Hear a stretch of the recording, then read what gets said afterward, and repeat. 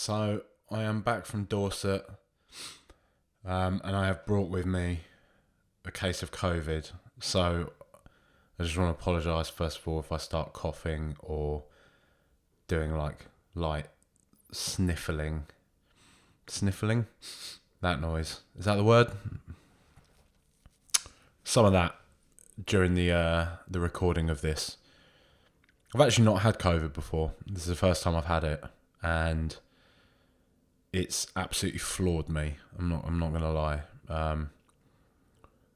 Friday was the worst of it, but I'm still, unlike any other sort of illness I've had before, there seems to be no like linear path of recovery. So it's just a bit weird. It's very up and down, but it's not what we're here to talk about today. We're here to talk about Tottenham Hotspur just beating West Ham United 2-0.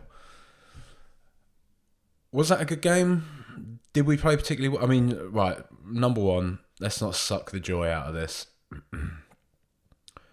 We've beaten a rival that often plays against us like it's a cup final. So we have to take from that what we will. I tell you one thing I'm actually struggling with, weirdly, I've just noticed as I'm starting to do this, is like shortness of breath, which, yeah, because I've sort of been sitting basically in rooms on my own, not really talking to anyone since I got it, and now I'm actually talking into a microphone quite a lot. I'm finding it a bit weird, so bear with me for this one. It's a bit of a weird one. Was it a good game for Spurs? Yeah, all right, we got 3 points. That's good. And like I say, West Ham do always show up against us, so great. It did feel like a kind of shit team getting beaten by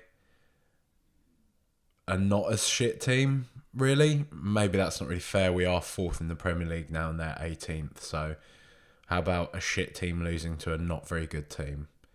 There we go. And when I say that, it's not to say that I don't think we have some very good individual players, which is what I think pretty much drags us across the line and gets us into the positions that we're in. I think I've said this plenty of times in the past as well, over the past few years anyway. It's just, I found it a bit of a weird one.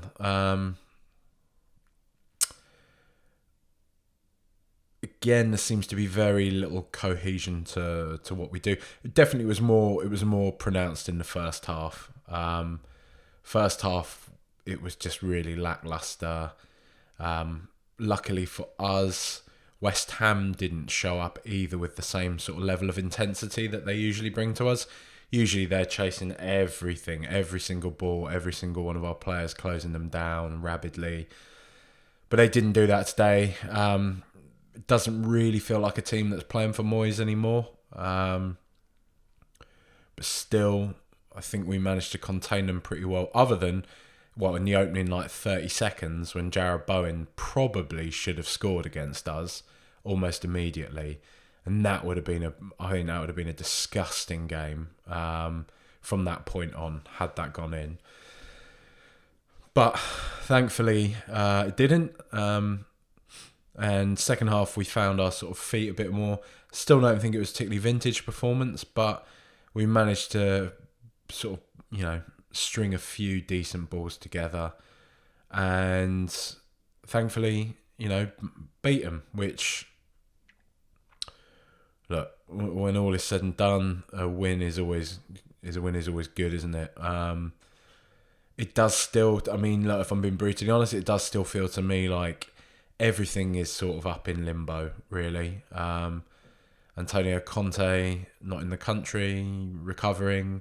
Not his fault, obviously. Obviously, I'm not blaming him for this, but no real clear sign of when he'll be back. Let's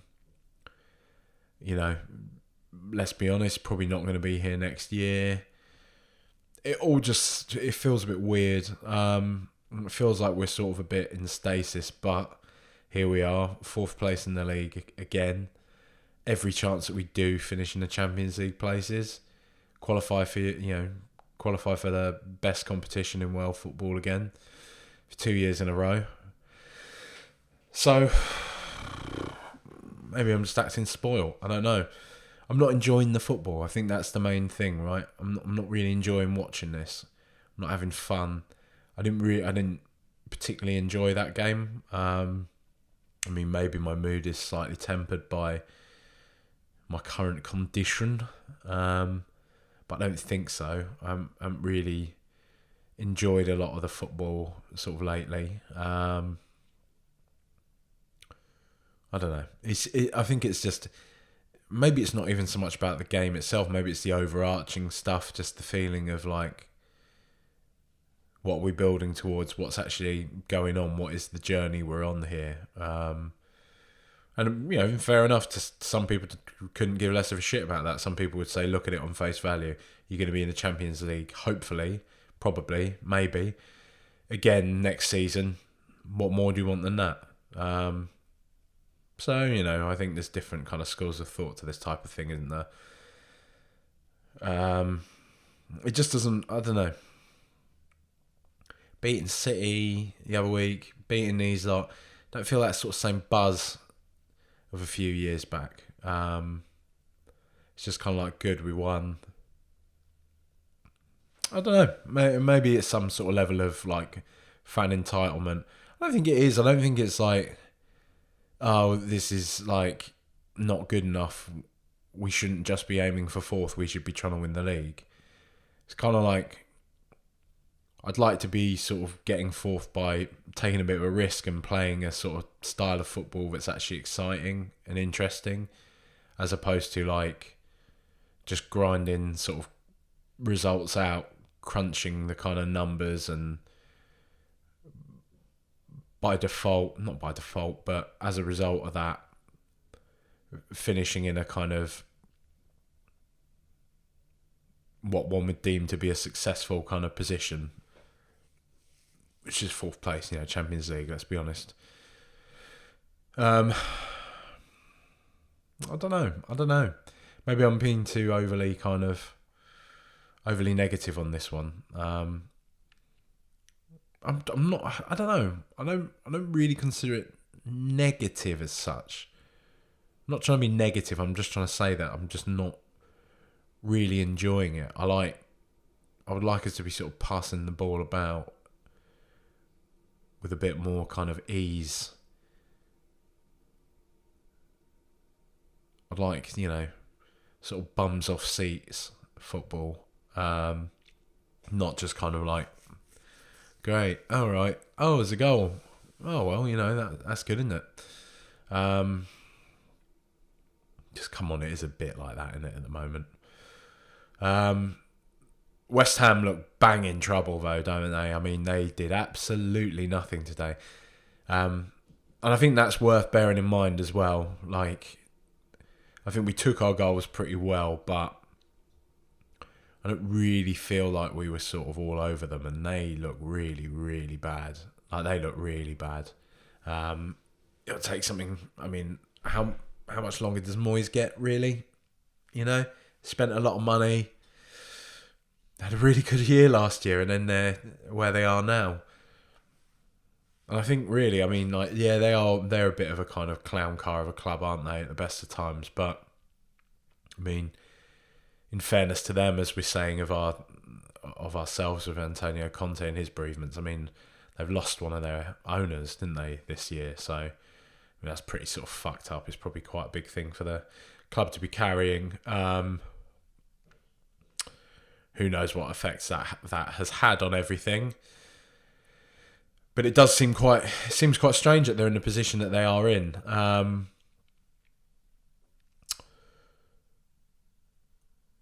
It would be funny if they went down, you know. It would be very, very funny.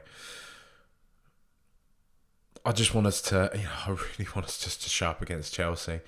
I really do, because they're having a nightmare season as well. And we never beat them. In the way that Arsenal never beat City, but always beat Chelsea.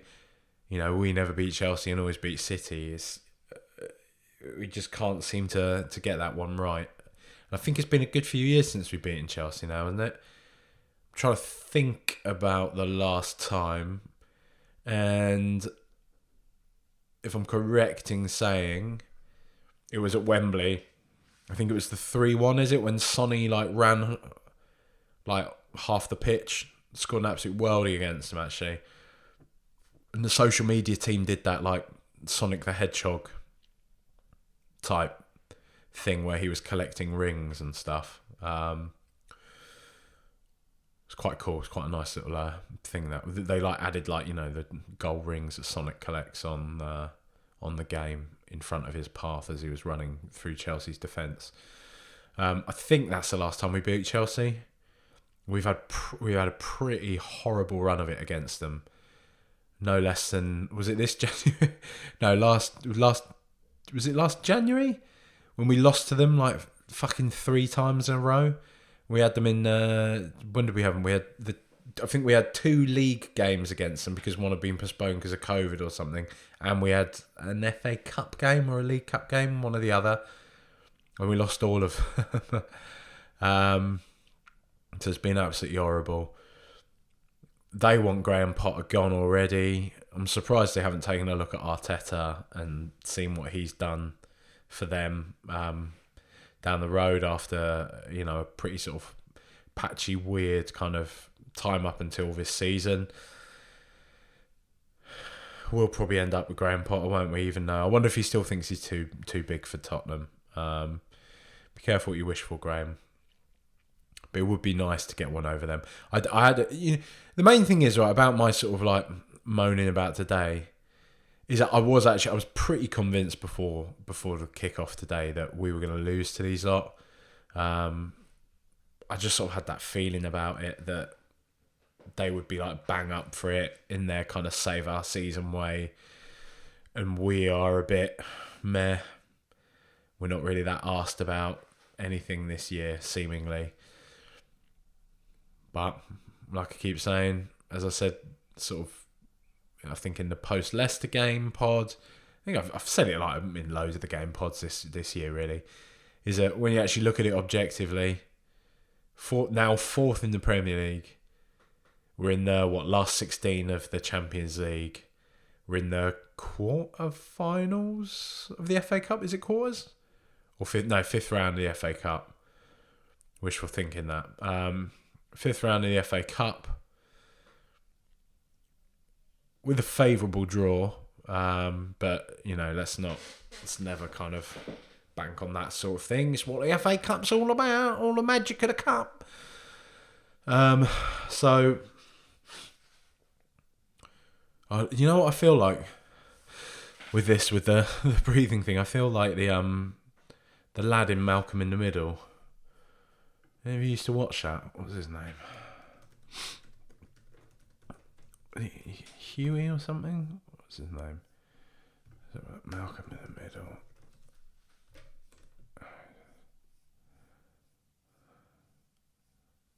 Stevie. Yeah. That's a quality show, that, actually, Malcolm in the Middle. Really very, really very funny, I always thought. Is it on any? Maybe it might be something that might be worth revisiting, because I think I watched. Whatever. I'm not going to talk about this at the moment. It's a good show though. Funny.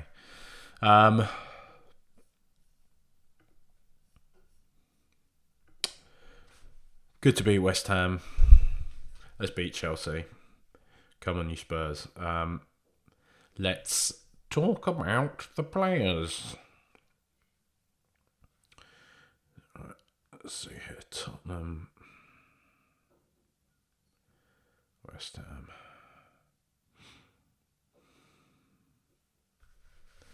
So, Fraser Forster didn't really have much to do, but the few times he was called upon, I thought he did really well. He made that decent low save at his near post.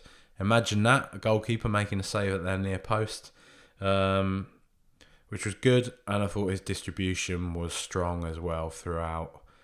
I think there's a level of kind of like confirmation bias in those who were trying to kind of posture a bit about like Hugo Lloris missing and people not appreciating him. I think plenty of people do appreciate Hugo Lloris, myself included, appreciate what he's done for the club, but I think it's disingenuous to suggest that really he's been anything other than pretty crap this season. So bringing in Forster, I think most from what I've seen in a lot of conversations, I haven't seen people being like, great, Forster's miles better than Lloris, but I think a lot of people have just welcomed the opportunity to see something a bit different. That's probably where I was at.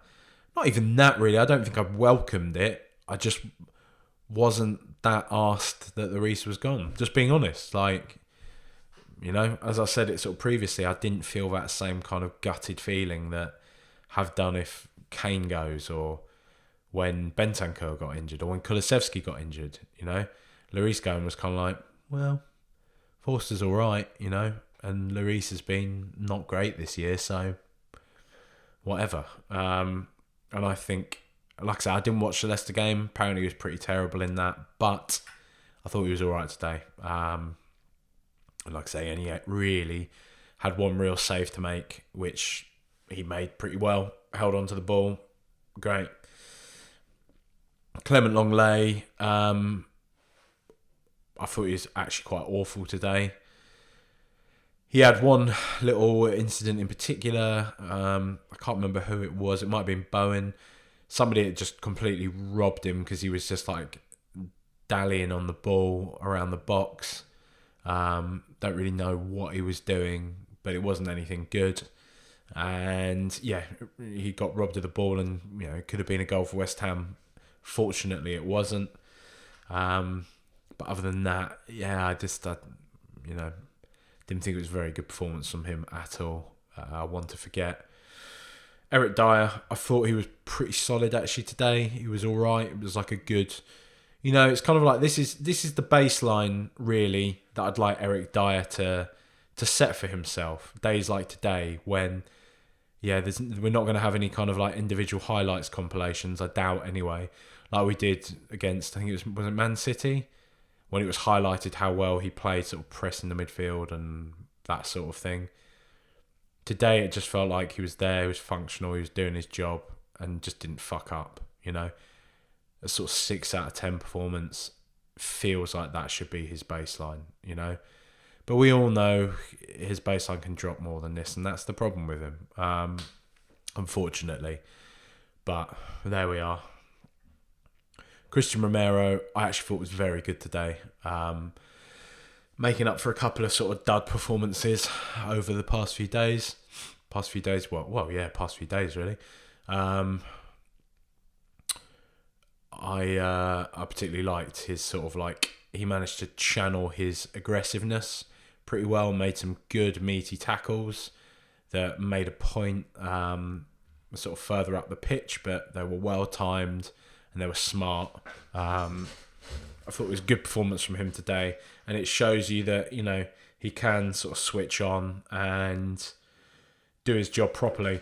There's a funny moment. He seems like he's funny, man. He's like there's an element of him that's kind of like, and this maybe explains why he loses his head and starts kind of lashing out in the way that he does. There's a sort of element of like a big kid about him in some respects. He when Emerson Royale scored, he wanted to celebrate with him, but everyone else sort of piled in, and Emerson was like jumping about with loads of other players, and you could tell that Romero was sort of put out by this, because he like swung a leg across and like kicked Royale up the arse, and I can't remember who it was, but one of the other players, somebody else, it might have been Ben Davies, I think, had sort of said to him, like, you know, chill out a bit, mate. Like, calm down a bit. And then he did that sort of like afterwards, he waited for everyone to go and did that kind of like Hermano headbutt, chest bump kind of manly man type celebration with him. Just to show him like, look, see, this is what I wanted to do with you.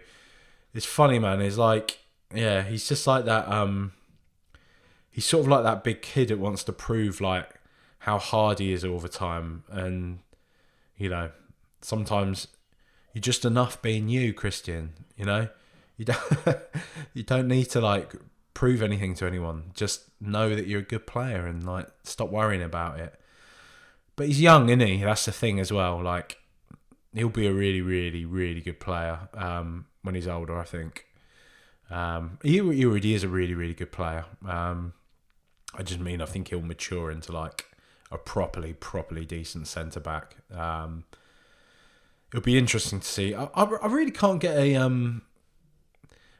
handle on it, like what like top teams would think about him if somebody like a Madrid or somebody would go for him.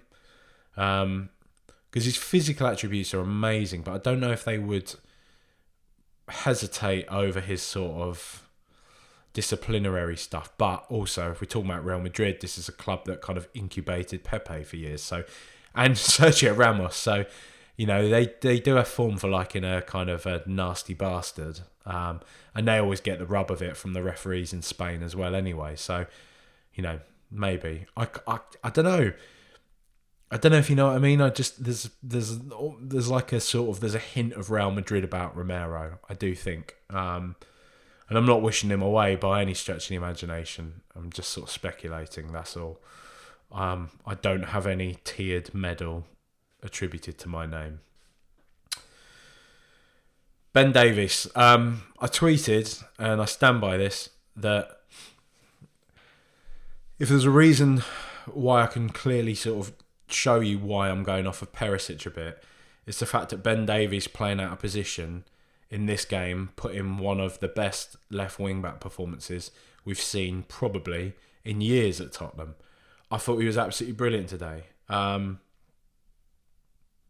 Dare I almost say our man of the match. Honestly, I thought he was solid defensively. I thought he got up and down the wing really well. I mean, this is a funny thing, right? For what I was talking about with Hugo a few weeks ago, like, what does he do in training? Why isn't he getting better? Why isn't his distribution getting better? Over the course of 10 years now, why hasn't his distribution improved? And with Ben Davies, one of the big complaints always used to be like, well, maybe he's a left centre-back. Maybe he's not a left-back. He's definitely not a left wing-back. But it feels like Ben Davies is just like... I just feel like he is... And somebody else... I think it was Toronto Hooligan on Twitter. He said to me, and I agree with this massively, is I just think Ben Davies is like one of the most chronically underappreciated players on our team. And yeah, I get it, you know, Gentle Ben and all that sort of thing and whatever, boiled chicken as they call him on the extra inch, or Bardi does anyway. Like, but is that a bad thing? I don't know if it is. I think he's really... And I'd honestly say this, like, I'm not saying he's on the same level in terms of like what he achieves us, but I'd say he's got the most like consistency alongside somebody like Harry Kane. I mean, Harry Kane consistently is exceptional and consistently scores goals. And I think Ben Davies, why I lump him in with him is because I would say he consistently just delivers good performances. And they're not always the best. They're not always like completely flashy. They don't have all the kind of the best parts of Harry Kane's best performances. So I mean, it's a weird comparison in a way. My comparison is more just based on the fact that they are both consistent, really. And I think Ben Davies is always good, really. I think every now and again he has a bad game, and he generally has a bad game, really, when Eric Dyer or the rest of our defence are having a bad game.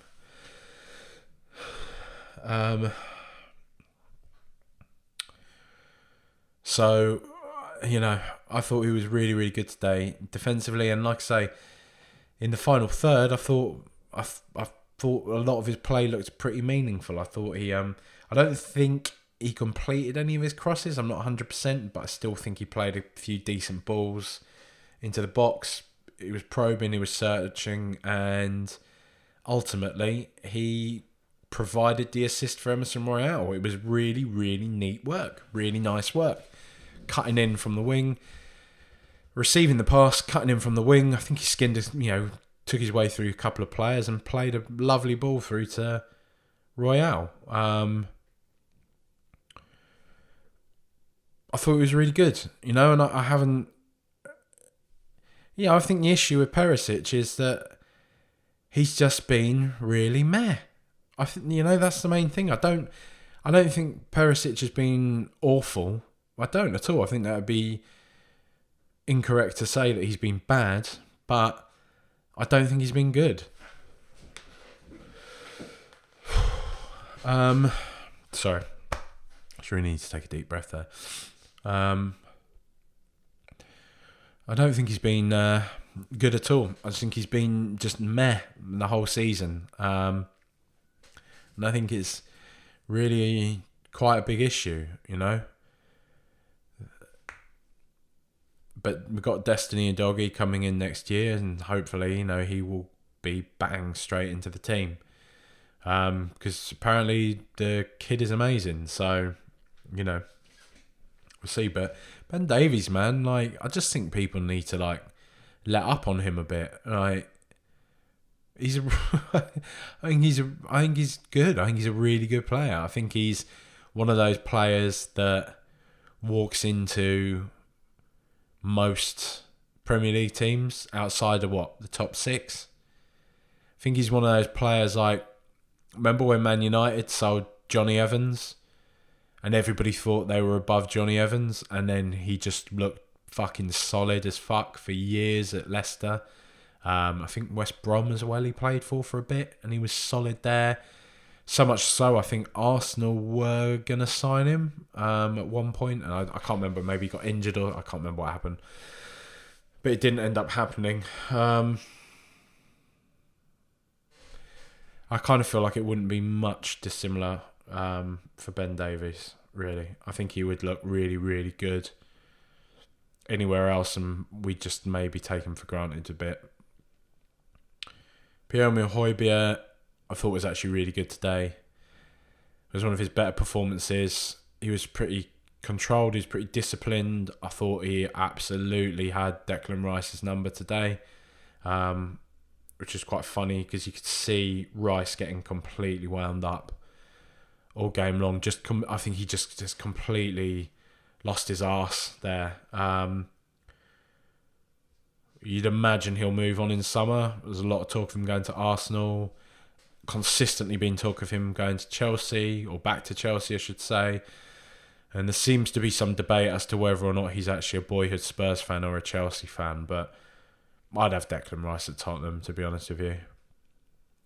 But I suspect they would want too much money from him, unless his contract's running out. I can't remember if he's maybe got 1 year left after this year or something, but I'm not so sure on that. I think he'd cost quite a lot, so can't see that one happening. But Pierre-Emile Højbjerg, good performance today. I was surprised to see him start alongside Skip. I thought it would be Sarr. I thought Skip and Højbjerg were the two that were interchangeable. But I thought the two of them played really well today. Skip, I'll move on to Skip now. I thought a very solid game for him.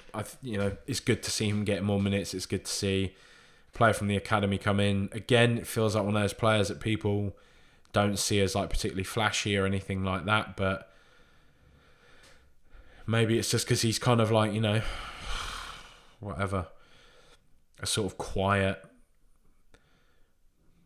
I was going to say meek character, but he's not on the pitch, is he, at all? Maybe off the pitch he is, but, he's just not very cool, is he? For want of a better word. And he's, he's a good player, I think he's really solid. I think he's really decent. There was a bit of a worry for me, with Winks, that maybe he got injured at a really sort of important place in his development, but he still seems to be doing, he seems to be coming back from that all right. Played really well in the Champions League and played really well today. I thought his passing was a little bit off at times, if I'm going to be sort of critical about it. That could be improved, but I thought he sort of marshalled his zone well. I don't know if they play in zones, but it felt like they do anyway, that midfield too. I felt like he marshalled his sort of area of the pitch really well. He didn't allow their sort of midfield much space, was constantly closing them down. and making decent little runs forwards as and when appropriate. I just think he's pretty. I think he's a smart little player. I think he reads the game really well. I really like him. I don't really know what I can say. I don't know what the future holds for him. As I've said previously, I don't know if he's going to get enough game time at Tottenham, and I think he's like at that stage in his career where he needs a lot of game time. He needs to continue to develop. I would like if it was at Spurs, but if not, I think he is going to have a really, really good career.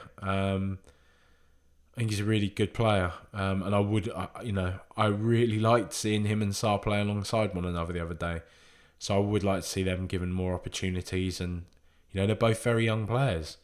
Could be our future midfield. I think he's really good.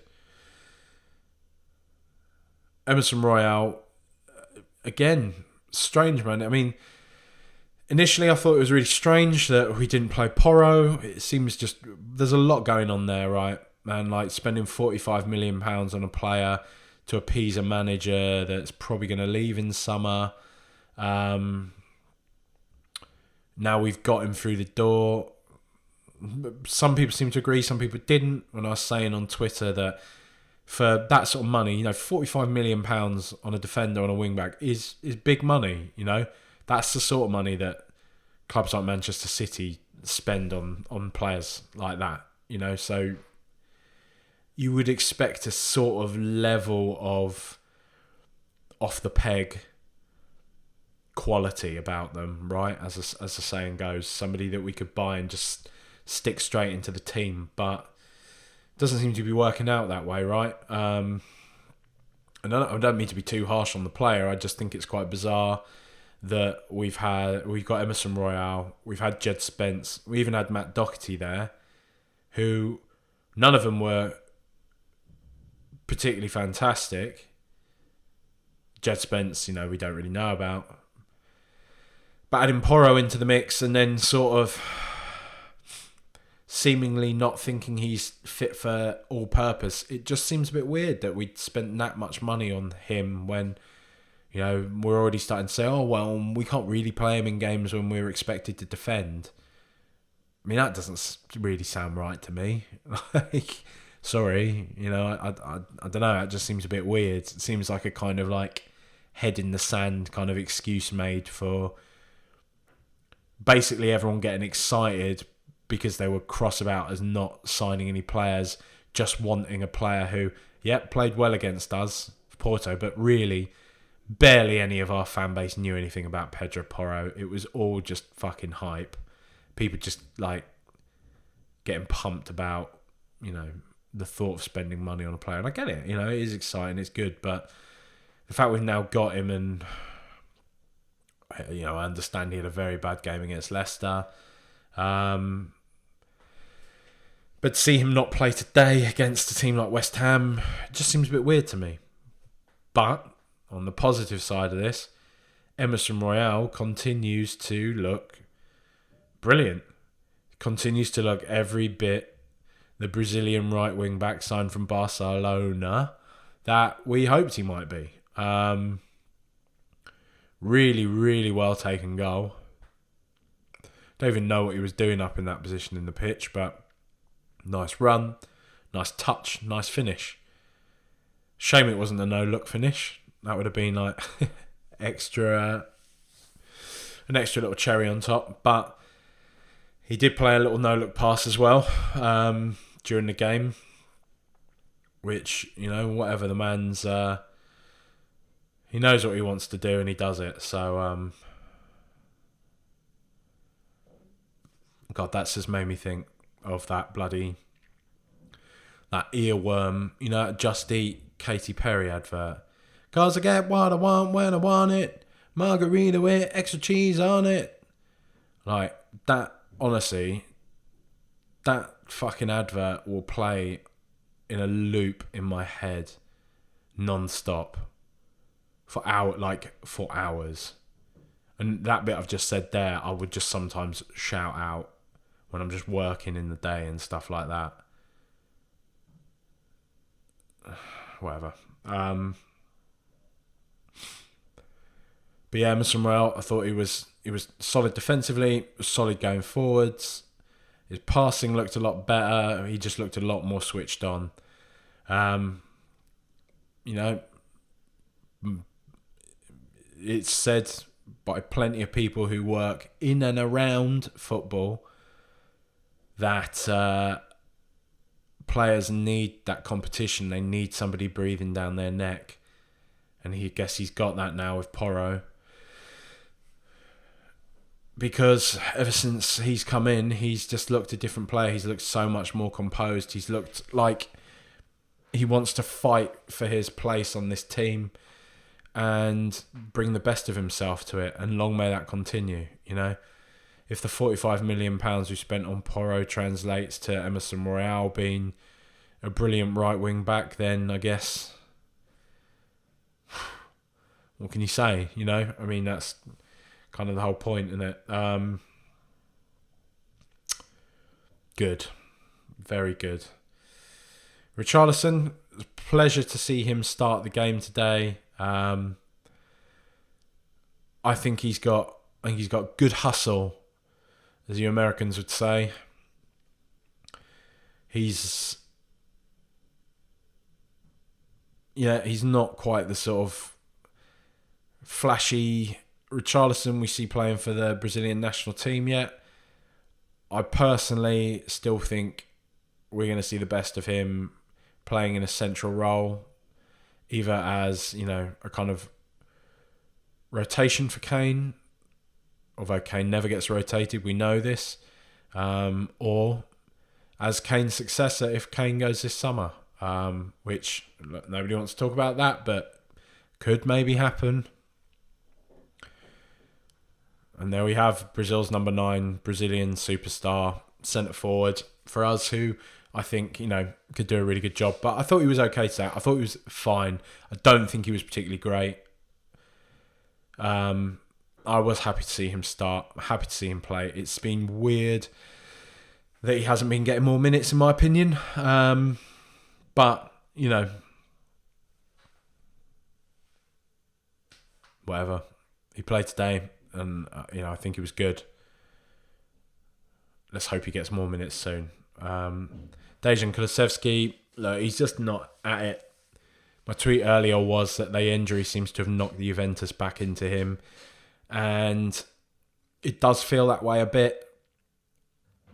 He's not as sharp as he was. I don't think he seems quite as just tenacious maybe as he was last year. I don't know if he's like lost a bit of his confidence. What with the injury, maybe, yeah, I don't think he's fully fit, so maybe he doesn't like fully trust his body yet either, and that, you know, that all plays into confidence and how well you're feeling about doing something. So give him a break. It does seem a bit weird. I know he's like predominantly a left wing player, but I believe Danjuma can play off the right as well. So I did find it a little bizarre that Lucas Moura came on for Kulusevski and not Danjuma. Again, like with Porro, I don't know if he's just not... I don't know if he's not impressing in training or something, or if this is just like a Conte quirk. But again, it just seems a bit weird to me. It's like, we're bringing in a player like Danjuma for what, a half-season loan, really, let's be honest. What do you expect from him, really? He's not going to know all your automations and stuff, really, is he? Like, have you got that long to spend bedding him into the team? Surely a player like him, he's a bit of a chaos element, right? Like, all the positives about Danjuma are kind of, can dribble, is tenacious, gets in the face of other players, likes a shot, kind of, you know, a snapshot, likes to take a man on, can just disrupt things a bit. I mean, is he the sort of player that needs to know all your automations and stuff like that? Surely he's the player that, like today, you just chuck on for the last 20 minutes and let him fucking run around a bit, as Harry Redknapp said to Roman Pavlyuchenko, famously. It's just it's a bit weird, isn't it? It's a bit of a weird one. But hey, there you go. But I thought Kulusevski was all right today. I thought he grew into the game, to be fair. I thought he was better in the second half. But he's still... I mean, come on, he's still a shadow of the player that we've seen in a Tottenham shirt already in his Tottenham career. So, let's just get him back there ASAP. I should mention Heung-min Son at this point as well, because he came on for Richarlison. What a well-taken goal from Sonny. Lovely ball by Kane, but a beautiful touch from Sonny. And that's what we've been wanting, right? Because that's one of the trademark things about Son. One of the things that he's been so exceptional at. Better than most players you've ever seen in the Premier League. It's the sort of stuff that someone like Salah does, and he's one of the best ever Premier League players too.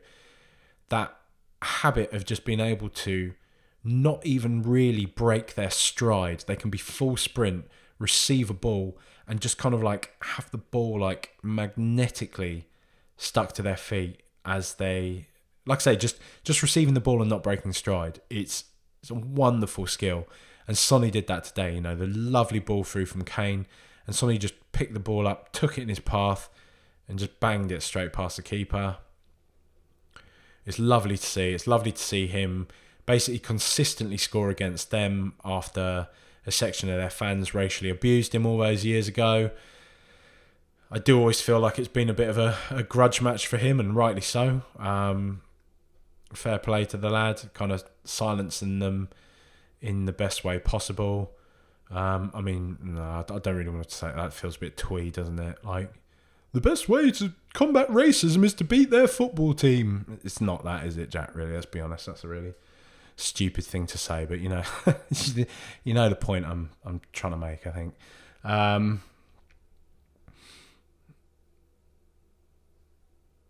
It's good to see Sonny, and hopefully that form will continue into the tail end of this season, because we need him, really. When him and Kane connect like that, there's none better, and that's a fact, literally a fact. There's none better to have ever done it than those two. So, let's have Sonny back. Let's have him back doing what he does best. And you know what? I don't hold it. I don't blame him entirely for his form this year. I think a bit of it's on Conte. Whatever, maybe it's my Conte agenda and all that sort of thing. But I don't know. I found it weird. What's Sonny what's his position been for most of the year? Sort of playing as a sort of left winger, no real overlap with Perisic, who again I didn't dig him out earlier. Perisic was just a calamity again the second he came onto the pitch today. Just gave away 2 scything challenges. He could have easily had a red card at this point. I just don't see the point of him at this point. Whatever. But yeah, Sonny, carry on with that, mate. Big HK, Harry Kane. Nice to see him with his kids before the game. It's funny, isn't it? His 2 daughters, the older one is like a spitting image of him, and the younger of his 2 daughters, and his son as well, actually, both a spitting image of Kate. I was just looking at that sort of before the game, because we don't really show their faces on the internet at all, which is, I think, a good thing, personally. Whatever, I don't want parents coming at me, but, I think there's a good argument about, kids' privacy and all that sort of thing, but whatever. Especially when they're famous, I guess it's a bit different as well. But they, nice occasion for him. The tifo up for him, which, whatever, is nice, isn't it? I think people were digging it out, and I was probably more on the side of looking at it. It was a bit weird. It felt a bit weird. It's Harry, I don't even know why they didn't just say his surname or HK or something like that. I don't know, whatever. It is what it is. I'm not going to split hairs over a tifo. It's nice, make him feel valued. Rightly so.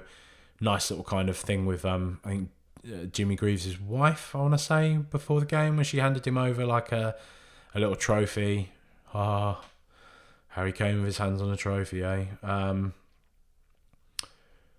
Because obviously he's become the record goal scorer, and he had a good game today. I thought he had I think he was trying to make things happen. I think he was trying to get on the end of a few crosses at various stages throughout the game. Couldn't quite get there, but obviously played that wonderful ball through to Son to make it 2-0 to the Spurs. So great performance. I just, we just got to have the fucking lads show up against Chelsea. Do you know what I mean? Like, that's the main thing now. I just really, really want us to get one over them because, like I say, it's been a disgusting sort of run against them over the past few years, hasn't it? So I don't know. Let's just have him. Let's just have him. Thanks for bearing with me today. I'm not actually that sort of downbeat or anything. Like I say, I do just have COVID. First time I've ever had it. I feel like I'm kind of coming out of it, but it is very up and very down. Thanks to everyone who is supporting the show. Link to the Buy Me a Coffee website in the bio on Twitter. Please do like and share the podcast. Leave ratings, reviews on your chosen podcast platform. Yeah, great. Come on, you Spurs.